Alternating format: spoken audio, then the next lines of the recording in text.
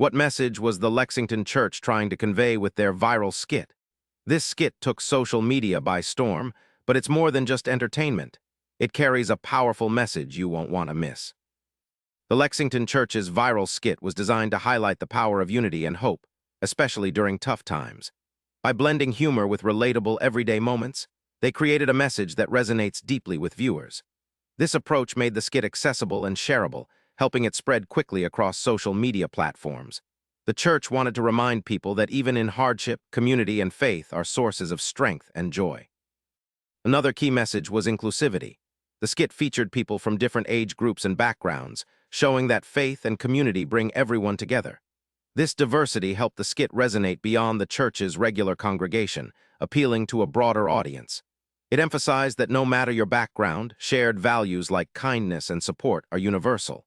This made the message both powerful and far-reaching. The final takeaway was encouragement to find positivity even when life gets hard. The skit's lighthearted tone wasn't just for laughs.